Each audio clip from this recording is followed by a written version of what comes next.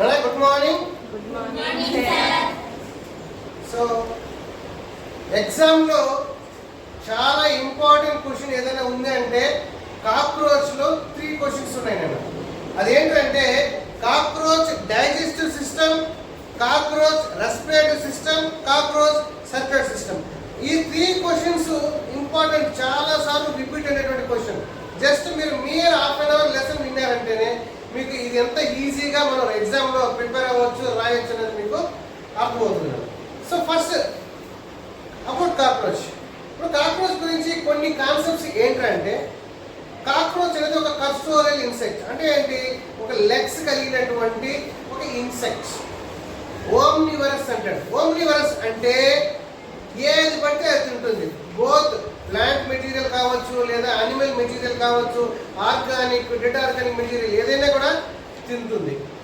So digest సిస్టంలో మెయిన్గా మనం చూడాల్సిన పాయింట్ ఏంటంటే, ఇది ఎక్కడ పడితే అక్కడ జీవిస్తూ ఉంటుంది. ఎక్కువగా ఇది జీవించేటటువంటి ప్లేస్ ఏదంటే తడిగా ఉన్నటువంటి ప్లేసు ప్లస్ చీకటిగా ఉన్నటువంటి ప్లేస్.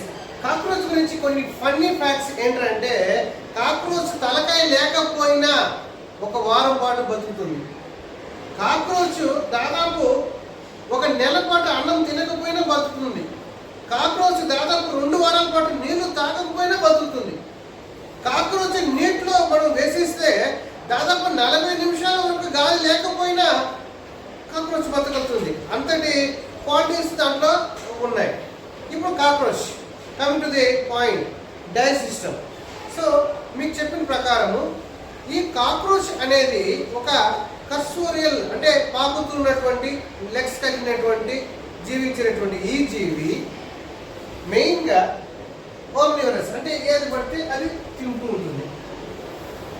మెయిన్గా ఎగ్జామ్ పాయింట్ ఆఫ్ వ్యూలో డైజెస్ట్ సిస్టమ్ అనేది 8 మార్క్స్ క్వశ్చన్ అయితే దాని యొక్క మౌత్ పార్ట్స్ ప్లస్ ఓమ్టీడియా రెండే క్వశ్చన్స్ అన్న. ఎగ్జామ్ పాయింట్ ఆఫ్ వ్యూలో చాలాసార్లు రిపీట్ అయినటువంటి క్వశ్చన్ ఏదైనా ఉందంటే, చాలాసార్లు కాదు, క్వశ్చన్ పేపర్ లేని క్వశ్చన్ పేపర్ లేదు. ఏంటంటే ఒకటి ఓమటీడియా లేదా cockroach mouth parts. So mouth parts, ఎందుకంటే డైజెస్ట్ సిస్టమ్ చదివేటప్పుడు మనం మౌత్ పార్ట్స్ కూడా నేర్చేసుకుంటే మనలో పని 2 క్వశ్చన్లు మనం కవర్ చేసేట్టు ఉంటుంది. ఇక్కడ చూడండి, మౌత్ పార్ట్స్ మనం చూసుకున్నట్టయితే ఇక్కడ మౌత్ పార్ట్స్ లో మెయిన్గా మనకి ఏమేమి వస్తుందంటే, లాబ్రమ్ అంటే పై పెదవి. మనకి ఎలాగైతే పై పెదవి ఉందో దాన్ని లాబ్రమ్. లేబియం కింద పెదవి. తర్వాత మనకి ఎలాగైతే నాలుక ఉందో, అవునా, దీంట్లో హైపోఫారింక్స్ అంటారు. అంటే మనకి టంగ్ అంటాము, కాక్రోచ్ లో దాన్ని హైపోఫారింక్స్ అంటారు. మనకి టీత్ అంటాము, వీటిలో మ్యాండిబుల్ అని అంటారు. సో ఇక్కడ చూడండి, ఇది టెక్స్ట్ బుక్ పరంగా మన ఎగ్జామ్ పరంగా మనం వేయాల్సిన డయాగ్రామ్ ఇది. సో కాక్రోచ్ మీరు చూసుకున్నట్టయితే ఆ జీవి ఇక్కడ చూడండి, తన శరీరము ఇలా హారిజాంటల్ గా ఉంది, దానికి పర్పెండిల్ గా తన తలకాయ ఉంది. మీరు బాగా గమనించినట్టయితే ఏ ఆహారాన్నైనా అది ఆహారం ఇలా తీసుకున్నప్పుడు ఏమవుతుందంటే ఆహారం కింద పడిపోతుంది డ్యూ టు గ్రావిటేషన్. అది తెలిసిన పాడే. సో దానికి ఆ యొక్క సమస్యను సాల్వ్ చేయడానికి వీటికి ఏమున్నాయంట, ఈ యొక్క మ్యాక్సిల్లే ఉంది. తర్వాత ఈ గ్లాసియా, లేబిల్ పాల్ప్, గేలియా ఇవన్నీ కూడా ఏం చేస్తుందంటే ఆ యొక్క కాక్రోచ్ ఆహారం కింద పడకుండా ఇది పట్టుకుంటుంది. సో కాక్రోచ్ ఏం చేస్తుందంటే ఏదైనా ఒక ఆహారాన్ని సీజ్ చేసేస్తుంది. దేని ద్వారా? దాని యొక్క 4 లింబ్స్ అంటే ముందర ఉన్నటువంటి 4 లెగ్, ముందర ఉన్నటువంటి కాలుతోను, తర్వాత ఆ యొక్క మ్యాక్సిలియాతోను, తర్వాత వాటి యొక్క లిప్స్ తో గట్టిగా పట్టుకునేస్తుంది. పట్టుకున్న తర్వాత అది కోరికి లోపలికి తినడం అనేది జరుగుతుంది. ఇక్కడ మనకి కావాల్సిన పార్ట్స్ ఉన్నాయి చూడండి.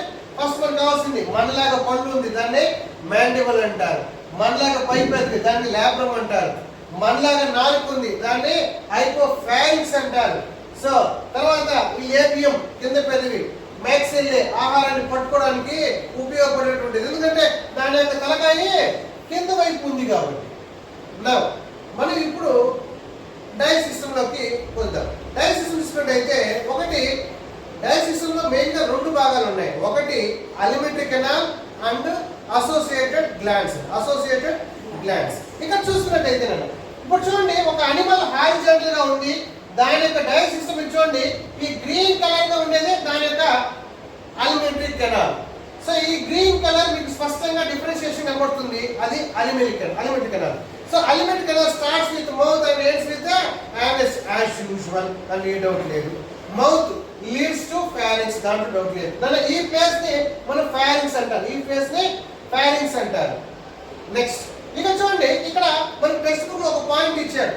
ఏమి ఇచ్చాడంటే మౌత్, అవునా, mouth leads to pre oral cavity. నన్ను ఓరల్ క్యావిటీ అంటే అర్థం ఏంటంటే మనకు కూడా ఓరల్ క్యావిటీ ఉంది. మన ఓరల్ క్యావిటీ ఏమున్నాయి? టంగు, టీత్ ఉంది. టంగు, టీత్ ఉంది. సో ఇక్కడ టెక్స్ట్ బుక్ లో ప్రీ ఓరల్ క్యావిటీ లో ఉండే హైపోఫారింక్స్, దట్ ఈస్ టంగ్ అనేది ఏం చేస్తుందంట, ప్రీ ఓరల్ క్యావిటీని రెండుగా డివైడ్ చేస్తుందంట. ఏమని? యాంటీరియర్ సిబీరియం అని, పోస్టీరియర్ సాలివేరియం అని. సిబీరియం అండ్ సాలివేరియం అంటే చూడండి, కాక్రోచ్ లో ప్రీ ఓరల్ క్యావిటీలో ఉండేటటువంటి హైపోఫారింక్స్ నాలిక అనేది నోటి భాగాన్ని రెండు భాగాలుగా డివైడ్ చేస్తుంది. ఒకటి యాంటీరియర్ సైడ్ ఉండేదాన్ని సిబేరియం అని, పోస్టీరియర్ సైడ్ ఉండేదాన్ని సాలివేరియం అని డివైడ్ చేశారు. సో ఇక్కడ చూడండి, ఇక్కడ హైపోఫారింక్స్ ఉంది. ఈ హైపోఫారింక్స్ ఇట్ సైడ్ యాంటీరియర్ సైడ్ ఉంది సిబేరియం, ఇట్ సైడ్ పోస్టీరియర్ సాలివేరియం. ఇక్కడ చూడండి, ఒక అనిమల్ మీరు చూసుకున్నట్టయితే ఇక్కడ చూడండి, తల సైడ్ ఉన్నదాన్ని యాంటీరియర్ సైడ్ అంటారు, తోక సైడ్ ని పోస్టీరియర్ సైడ్ అంటారు, పై వైపు డార్సల్, కింద వైపు వెంట్రల్. ఇక్కడ మనకి హైపోఫారింక్స్ ఈ భాగంలో ఉంది. ఈ హైపోఫారింక్స్ ఏం చేస్తుందంటే ఆ ప్రీ ఓరల్ క్యావిటీని రెండుగా డివైడ్ చేస్తుంది. That is preoral, that is anterior cibarium, posterior salivarium గా డివైడ్ చేస్తుంది. Coming to the alimentary canal. Alimentary canal మనం చూసుకున్నట్టయితే 3 పార్ట్స్ గా డివైడ్ చేయబడింది. Foregut, midgut, hindgut. So foregut ని స్టోమోడియం అని కూడా పిలుస్తారు, ఫోర్గట్ ని స్టోమోడియం అని కూడా పిలుస్తారు. ఇక్కడ మీరు ఒక పాయింట్ గుర్తుపెట్టుకోవాలి. Foregut and hindgut is lined by, it's made up of ectodermal cells. So మనకి మీసోడర్మల్ 3 లేయర్స్ ఉన్నాయి. ఎక్టోడర్మ్, ఎండోడర్మ్, మీసోడర్మ్ అనే ఒక 3 లేయర్స్ జర్మినల్ లేయర్స్ అంటారు. అలా ఆ జర్మినల్ లేయర్స్ లో భాగంగా మనకి ఈ ఫోర్గట్, ఇక్కడ చూడండి ఫోర్గట్ అంటారు దీన్ని. ఇక్కడ నుంచి ఇక్కడ వరకు ఫోర్గట్, ఇక్కడ నుంచి ఇక్కడ వరకు మిడ్ గట్, ఇక్కడ నుంచి ఇక్కడ ఈ భాగం ఇక్కడ నుంచి ఇక్కడ వరకు దీన్ని మిడ్ గట్, ఇక్కడ నుంచి ఇక్కడ వరకు దాన్ని హైండ్ గట్. సో ఇక్కడ చూడండి, ఫోర్గట్ లో మనకి ఏమేమి ఉన్నాయి? Pharynx, oesophagus, crop. అంటే మనకి స్టమక్ అంటే కాక్రోచ్ దాన్ని క్రాప్ అని అంటారు. ఇక్కడ చూడండి, ఇక్కడ మనకి ఈ డయాగ్రామ్ చూడండి, ఇది మౌత్, ఇది ఫారింక్స్. ఈ యొక్క గ్రీన్ పార్ట్ చూడండి, దీన్ని ఫారింక్స్ అంటారు. ఈ ఫారింక్స్ నుంచి ఒక పొడవాటి ట్యూబ్ పోతుంది, దాన్ని ఈసోఫాగస్ అని అంటారు. Is it right? So the mouth leads to pharynx, the mouth leads to pharynx. From the pharynx, it leads to a narrow, long tube called esophagus. From the esophagus leads to, that is a distensible sac-like structure. Distensible sac-like structure అంటే సాగే గుణం కలిగినటువంటి ఒక తిత్తి వంటి నిర్మాణము. అక్కడ food అనేది store చేయబడుతుంది, సో నెక్స్ట్ ఇక్కడ క్రాప్ మనం చూసుకున్నట్టయితే ఒక బల్జీ స్ట్రక్చర్ లాగా ఉంది. ఎందుకంటే ఆహారం స్టోర్ చేస్తుంది, ఆహారం ఎక్కువ తీసుకున్నప్పుడు క్రాప్ కొద్దిగా సాగుతుంది. దాన్ని ఏమంటారంటే డిస్టెన్సిబుల్ సాక్ అని ఇచ్చాడు. ఇక్కడ చూడండి, ఇక్కడ హైండ్ గట్ లోపల మొత్తం ఈ యొక్క ఫోర్గట్ లో ఆ యొక్క లేయర్ అంతా కూడా క్యూటికల్ లేయర్ తో లోపల inside internally. So forget is internal lined by cuticle. Next ఇక్కడ చూసుకున్నట్టయితే ఇంకో కాన్సెప్ట్ ఉంది. ఈ క్రాప్ కి కింద వైపు ఏమున్నాయంటే ఒక స్పెరికల్ బాల్ లైక్ స్ట్రక్చర్, దాన్నే గిజర్డ్ అని అంటారు. సో గిజర్డ్ లో ఏముంటుంది అంటే ఈ గిజర్డ్ లోపల ఉన్నటువంటి కైటినస్ లేయర్ ఒక 6 టూత్ గా ఫామ్ అయి ఉంటుంది. ఎలా ఫామ్ అయింది చూడండి, ఇక్కడ చూడండి, ఇది మన క్రాప్, మన ఈసోఫాగస్, ఇది క్రాప్. ఈ క్రాప్ మనం చూసుకున్నట్టయితే ఒక బల్జీ స్ట్రక్చర్. ఈ బల్జీ స్ట్రక్చర్ నుంచి కిందకి వచ్చింది. దీన్ని ఏమంటారంటే గిజర్డ్. గిజర్డ్ ప్రో వెంట్రికులర్ కూడా పిలుస్తారు. ఆ గిజర్డ్ ఇదిగోండి ఆ గిజర్ నుంచి లోపల ఒక లేయర్ ముందుకు పోతుంది అవునా. సో ఒక క్యూటికల్ లేయర్ అనేది గిజర్ లో నుంచి అలా కిందకి కంటిన్యూ అవుతుంది అవునా. ఇదిగోండి సో అక్కడ ఏం జరుగుతుందంటే దాన్ని ఏమంటారంటే స్టొమోడియల్ వాల్ అని పిలుస్తారు. సో గిజర్ లో రెండు కాన్సెప్ట్స్ మనం గుర్తుపెట్టుకోవాల్సి ఉంటుంది. ఒకటి టీత్ బ్రిజిల్స్ అంటాడు, తర్వాత స్టొమోడియల్ వాల్. ఇక్కడ రెండు కాన్సెప్ట్స్ ఉంటాయి. ఇక్కడ చూడండి గిజర్ ని మనం ఇలా కట్ చేసి చూసినట్టయితే దాని లోపల మనకి ఈ యొక్క 6 tightness teeth like structure, 6 tightness teeth like structure. ఈ గిజర్ యొక్క మెయిన్ పని ఏంటంటే గ్రైండింగ్ ది ఫుడ్ మెటీరియల్. ఏదైతే ఆహారం మనం ఆ యొక్క కాక్రోచ్ తీసుకుంటుందో దాన్ని ఆల్రెడీ మనం కాక్రోచ్ మౌత్ పార్ట్స్ గురించి చెప్పేటప్పుడు ఒక కాన్సెప్ట్ ఏంటది, కాక్రోచ్ యొక్క మౌత్ పార్ట్స్ వచ్చి బైటింగ్ అండ్ చీవింగ్ టైప్, అంటే కొరకడము ప్లస్ నమలడం ఉన్నటువంటి మౌత్ పార్ట్స్ సేమ్. అయితే నోట్లో నమలడంతో పాటు కడుపులోకి వెళ్ళిన తర్వాత క్రాక్ తర్వాత వచ్చినటువంటి గిజర్ లో కూడా ఈ యొక్క 6 టీత్ ఉంటుంది. సో ఈ 6 టీత్ ఏం చేస్తుందంటే అన్నాన్ని బాగా రుబ్బినట్టు అవునా రుబ్బుతుంది. అది దానికి ఉన్నటువంటిది. ప్రతి టీత్ వెనకాల హెయిర్ లైక్ స్ట్రక్చర్స్ ఉన్నాయంట. దాన్నే మనం ఎలాగైతే ఒక టూత్ బ్రష్ లో బ్రిజిల్స్ ఉంటాయో అలా ప్రతి టీత్ కి వెనక వైపు ఏమున్నాయంట bristles, hair like structure bristles ఉన్నాయి. ఇది ఏం చేస్తుందంటే ఒక జల్లిని వడపోసినట్టు, ఒక జల్లిని ఎలాగైతే ఇసుకను వడపోస్తుందో అలా ఈ యొక్క గిజర్ లో రెండు కాన్సెప్ట్స్ ఉన్నాయి. ఒక కాన్సెప్ట్ సో ఇన్సైడ్ ద గిజర్ there is a chitinous layer. This chitinous layer is modified into 6 teeth. 6 teeth గా మాడిఫై ఉండాలి. సో ఈ టీత్ తో పాటు ప్రతి టీత్ వెనకాల హెయిర్ లైక్ స్ట్రక్చర్ ఉంది అంటే దాన్నే బ్రిజిల్స్ అంటారు. సో ఈ రెండు దేనికి ఉపయోగిస్తుందంటే ఆహారాన్ని బాగా గ్రైండ్ చేయడానికి ప్లస్ ఫిల్టర్ చేయడానికి ఉపయోగపడుతుంది.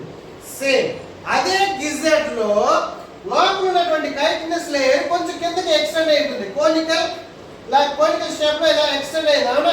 ఎక్స్టెండ్ చూడండి కోనికల్ ఫ్లాష్ వచ్చిందా. సో కోనికల్ ఫ్లాష్ లాగా వచ్చింది. దాన్ని స్టొమోడియల్ వాల్ అంటారు. ఇక్కడ గుర్తుపెట్టుకోవాల్సింది ఒక పాయింట్ ఉంది.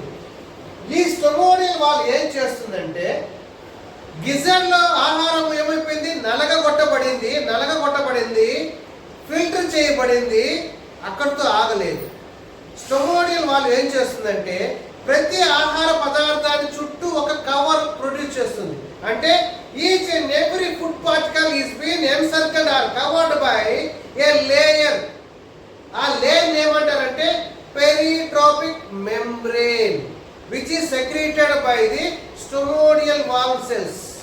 అంటే ఈ స్టొమోడియల్ వాల్ సెల్స్ ఏం చేస్తాయంటే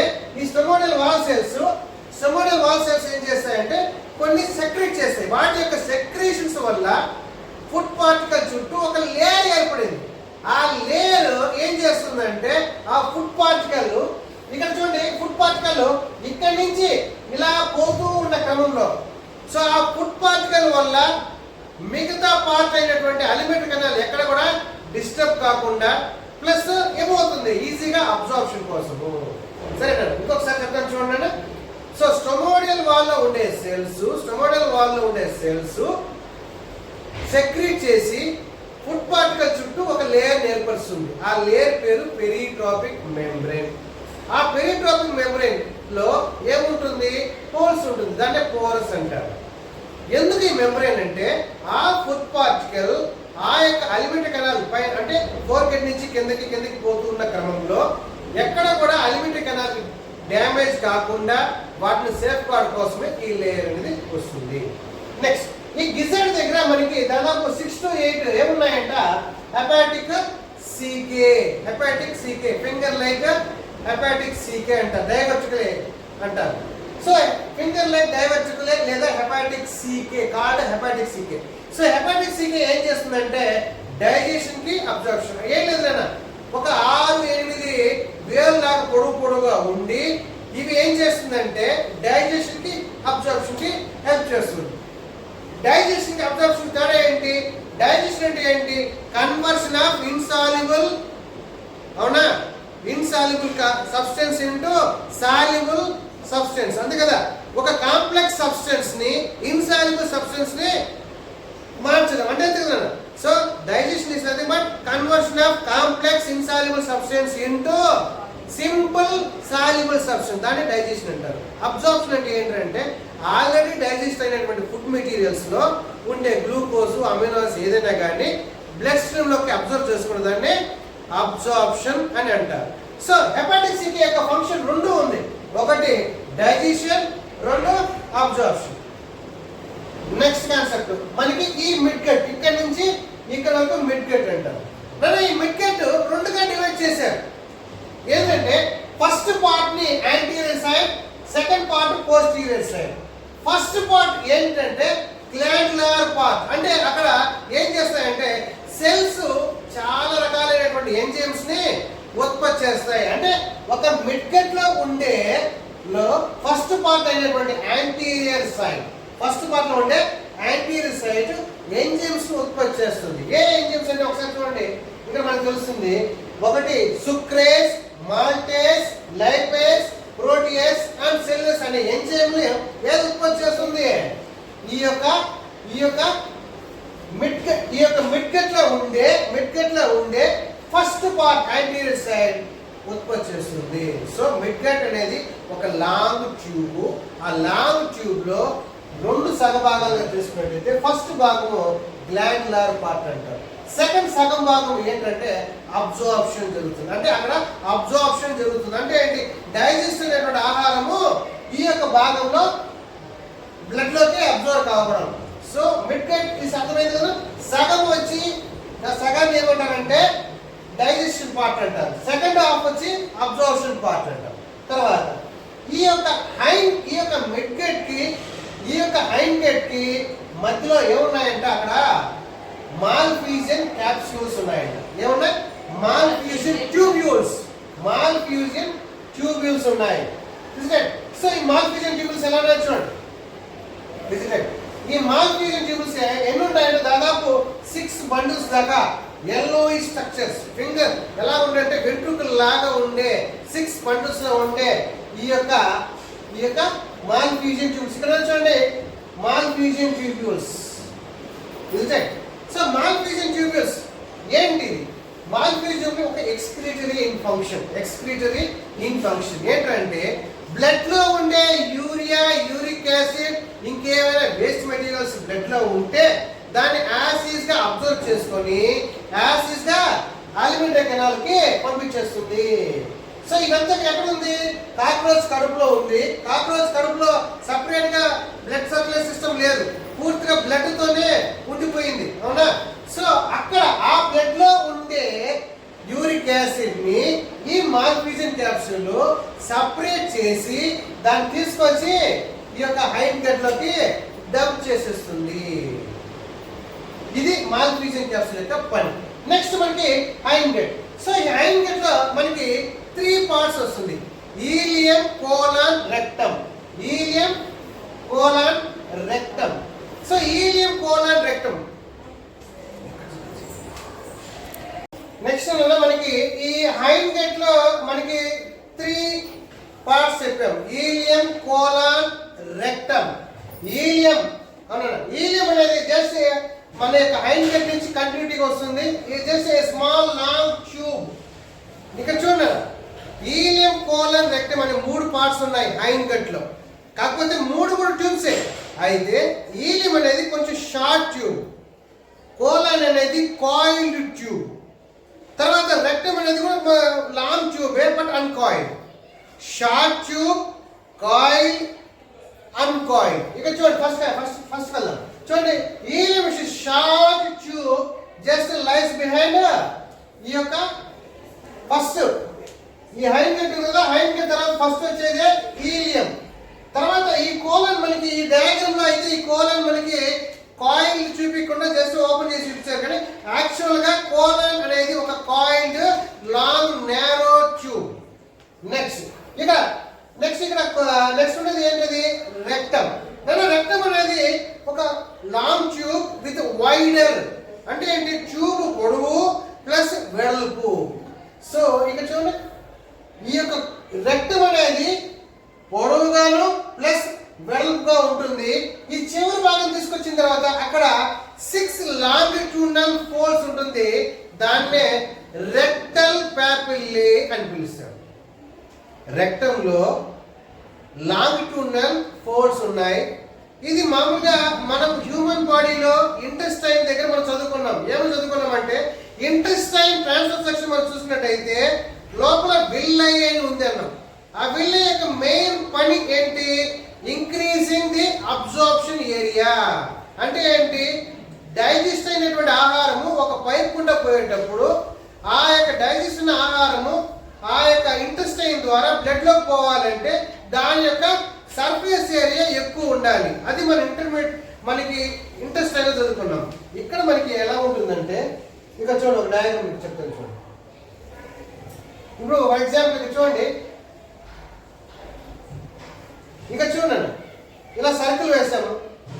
మామూలుగా ఇది ఒక ఇంటెస్టైన్ అనుకోండి. దీని లోపల విల్లై ఎలా ఉంటుందంటే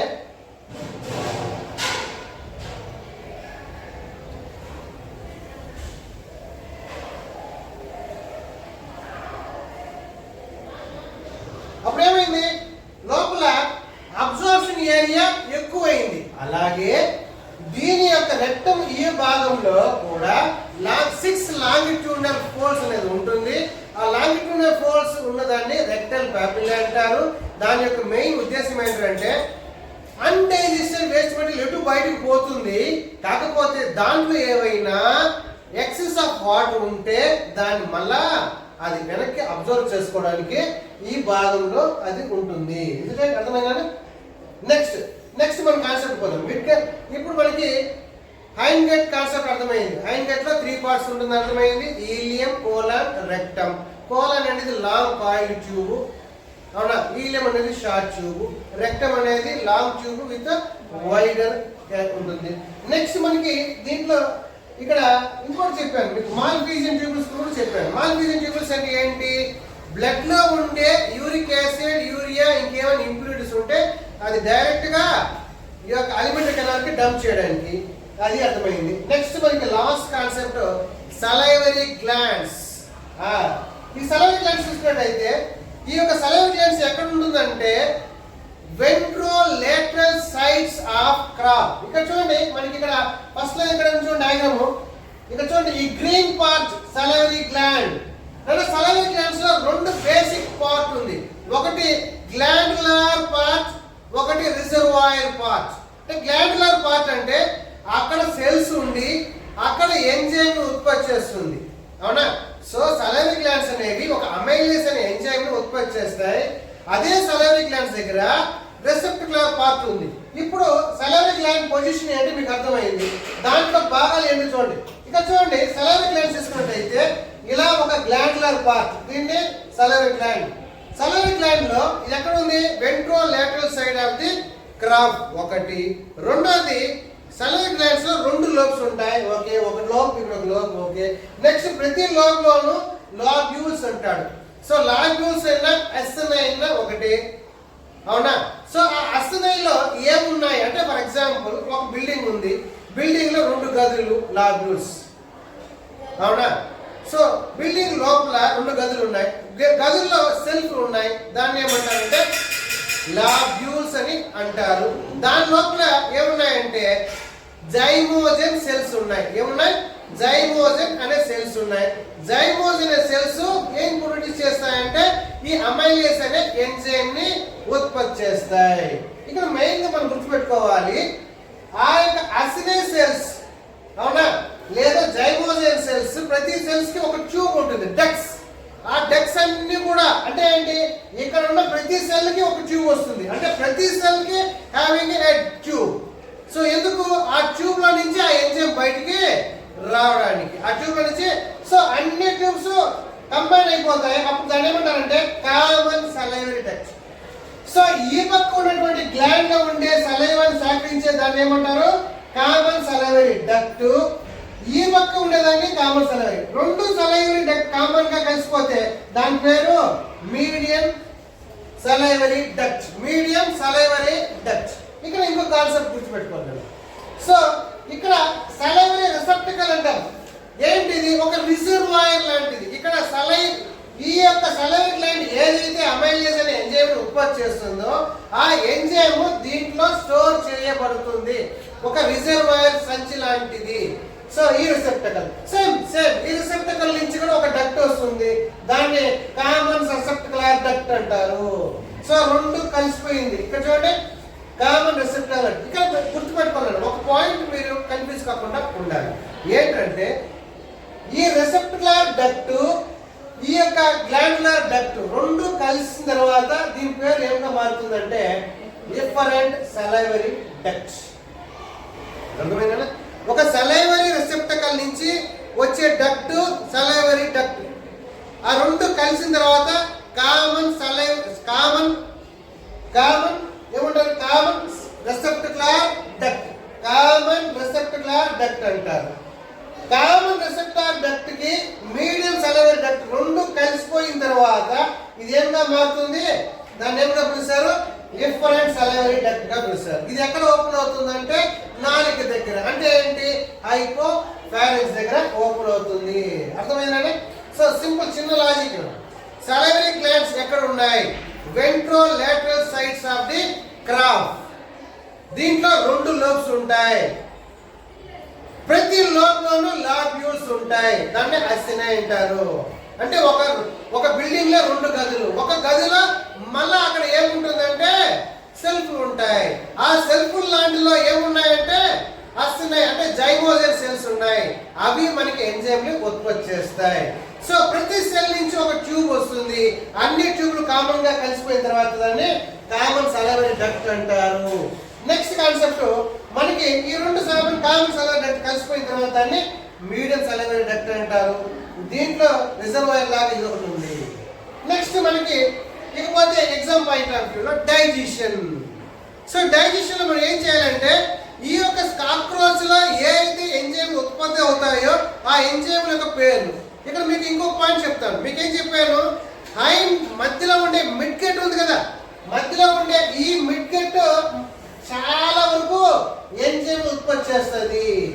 సో మిడ్ గెట్ లో ఉండే పూర్వ సగభాగము అంటే యాంటీరియర్ మిడ్ గెట్ లో ఉండే సగభాగము అది ఏం చేస్తుంది? ఎంజైమ్లు ఉత్పత్తి చేస్తుంది. ఆ ఎంజైమ్లు ఏవేవి అంటే ఒకటి అమైలేజ్. ఈ అమైలేజ్ అనేది అవునా? సో ఈ అమైలేజ్ అనేది స్టార్చ్ మీద ప్రతాపం చూపించి దాన్ని డైసాక్రైడ్ గా మార్చడము. రెండవది దాంట్లో రకరకాలైనటువంటి ఎంజైమ్లు ఉన్నాయి.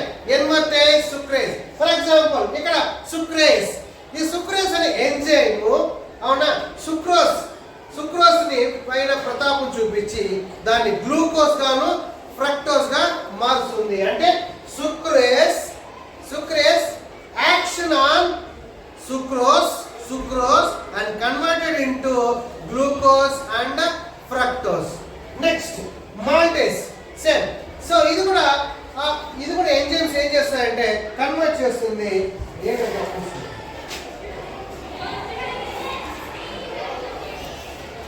సేమ్ ఈ మాల్టేస్ అనే ఎంజైమ్ మాల్టోస్ ని గ్లూకోజ్ గా మాల్టోస్ ని గ్లూకోజ్ గా మారుస్తుంది. ఈ లైపేస్ అనే ఎంజైమ్ లిపిడ్స్ ని పైన ప్రతాపం చూపించి దాన్ని ఫ్యాటీ యాసిడ్స్ గా మారుస్తుంది. లైపేస్ అనే ఎంజైమ్. నెక్స్ట్ ప్రోటీస్ అనే ఎంజైమ్ ప్రోటీన్స్ ని అమినో యాసిడ్స్ గా మారుస్తుంది. లాస్ట్ సెల్యులేజీ. అంటే ఈ సెల్యులేజ్ అనే ఎంజైమ్ కాక్రోచ్ ఉత్పత్తి చేయదు. కాకపోతే కాక్రోచ్ యొక్క మిడ్గట్ లో ఉండే ఆ యొక్క మైక్రోబియల్ ఆర్గానిజమే ఆ యొక్క సెల్యులోజ్ అనే ఎంజైమ్ ఉత్పత్తి చేసి సెల్యులోజ్ ని గ్లూకోజ్ గా మారుస్తుంది. మరొకసారి చెప్తాను చూడండి. సెల్యులోసి అనే ఎంజైమ్ కాక్రోచ్ ఉత్పత్తి చేయదు. కాక్రోచ్ శరీరం లోపల అంటే మిడ్గట్ లో ఉండే అలిమెంటరీ కెనాల్ లో ఉండే మైక్రోబియల్ ఆర్గానిజమే ఆ యొక్క మైక్రోబియల్ ఆర్గానిజమే దాన్ని ఏది సెల్యులోజ్. ఎందుకు? ఎప్పుడైనా ఆ కాక్రోచ్ ఆ ప్లాంట్ మెటీరియల్ ఆకు ఏదైనా తినిందంటే దాన్ని డైజెస్ట్ చేయాలి. కాబట్టి ఈ సెల్యులోస్ అనే ఎంజైమ్ ఆ యొక్క సెల్యులోస్ మీద కన్వర్ట్ చేసి దాన్ని ఏమిగా మారుస్తుంది? గ్లూకోజ్ గా మారుతుంది. ఓకే, అర్థమైందా? సో డైజెషన్ పరంగా ఎంజైమ్స్ అన్ని కూడా మిడ్గట్ లో ప్రొడ్యూస్ అవుతుంది. ఆ ఎంజైమ్స్ పేరు ఒకటి అమైలైజ్, స్టార్చ్ ని డైసాక్రైడ్ గా మారుస్తుంది. సుక్రోస్ ని గ్లూకోజ్ ఫ్రక్టోజ్ గా మారుస్తుంది.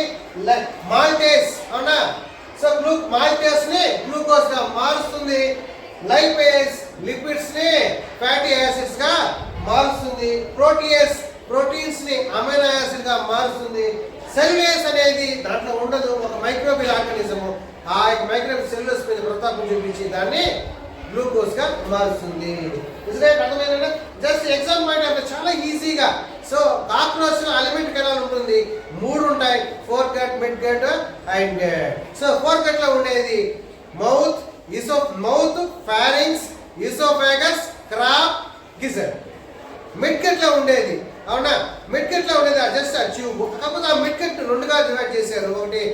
ఒకటి ఏంటి సెక్రెటరీ పార్ట్, ఇంకోటి అబ్జార్ప్షన్ పార్ట్. సెక్రెటరీ పార్ట్ లో మనకి ఎంజైమ్స్ ఉత్పత్తి అవుతుంది, అబ్జార్ప్షన్ పార్ట్ లో అబ్జార్ప్షన్ జరుగుతుంది. హైండ్ గట్, మిడ్ గట్ కి హైండ్ గట్ కి మధ్యలో మాల్ఫీజియన్ ట్యూబుల్స్ ఉంటాయి. Next hindgut, ileum, colon, rectum. చాలా ఈజీ ఇస్తున్నాను.